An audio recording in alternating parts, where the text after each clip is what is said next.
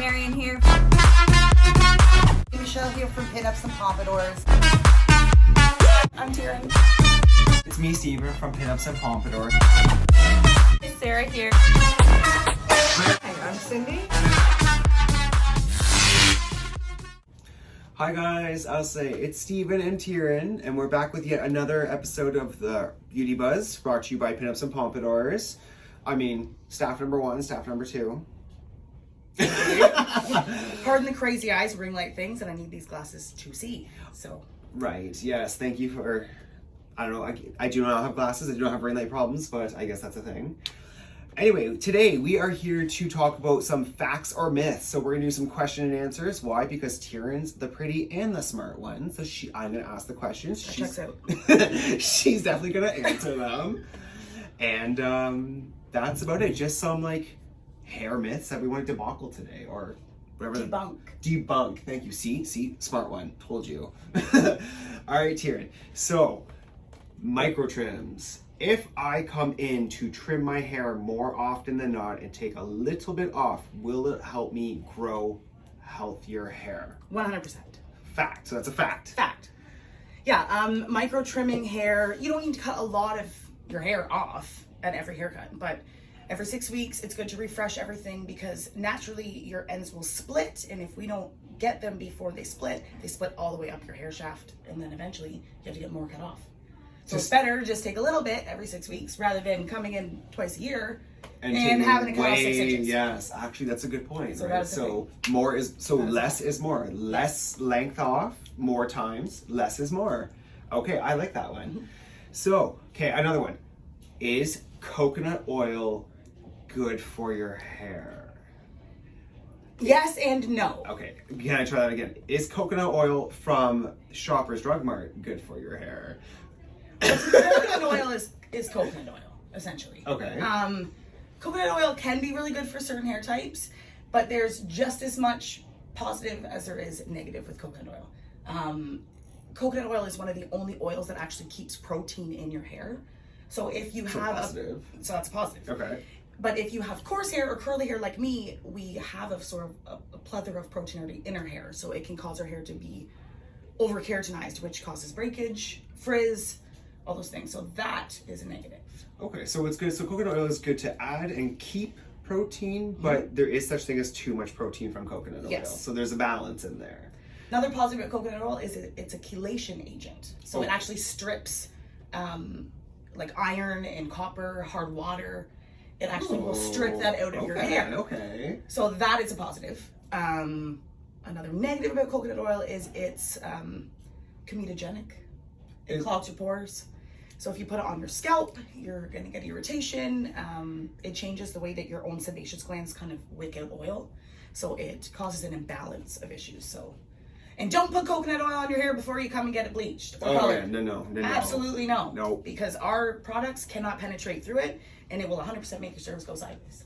Got it. Okay, so coconut oil, so it's not fact, not myth. There's a good 50% balance based on what you have and where you need to be. So there 100%. are positives and there are some negatives. So I think that's more of a come in and ask your stylist on your consultation. Definitely. If it's a fact or myth for you. And in my opinion, I think you're better off just finding, a salon quality product that contains an oil or an emollient to do the job, rather than going to the grocery store and slathering yourself full of oil. Right. You know what I mean? Something that people who have, like us, who have worked with it every day and know how it reacts and acts, right? 100%. Okay, all right, I got another one. And now this one, I have so many questions myself, right? Can you use, like all over Instagram, purple or blue shampoo like a toner to neutralize unwanted tones?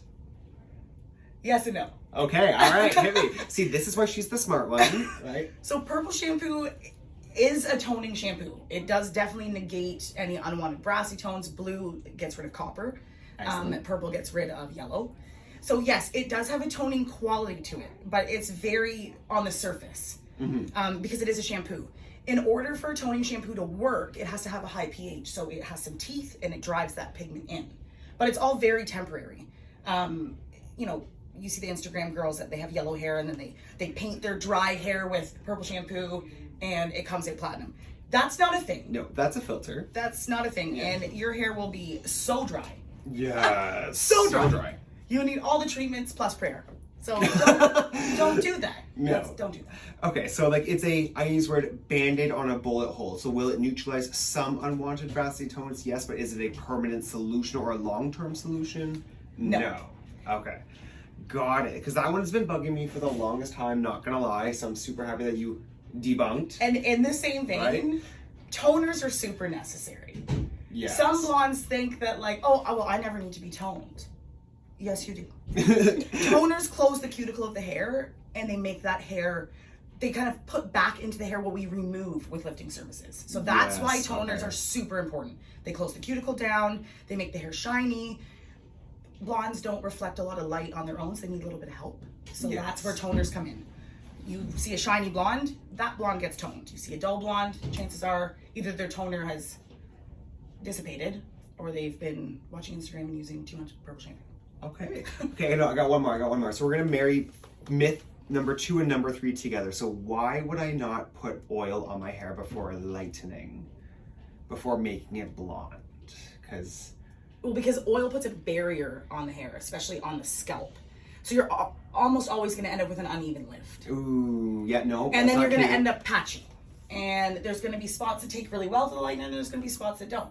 So ultimately, it ends up a double process. It ends up a color correction, in which case you will pay us $150 an hour to do. Okay, so if we're going for that spotted zebra yeah. like if look, we want to cheat a moment, go for okay. But if we want to be a beautiful, gorgeous, solid blonde, like her, then do not put oil on your hair before you come in for your lightening services.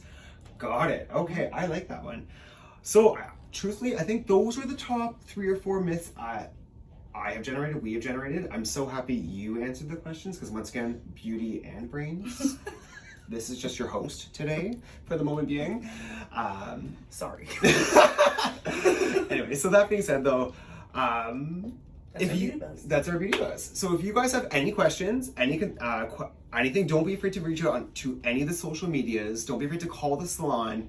Send the pictures, send the DMs, ask the questions, and we will educate you as best we possibly can. Specifically Tieran, because she knows what she's talking about. I'm just the guy who does hair. And otherwise, enjoy the rest of your week, and see you later. Bye, guys.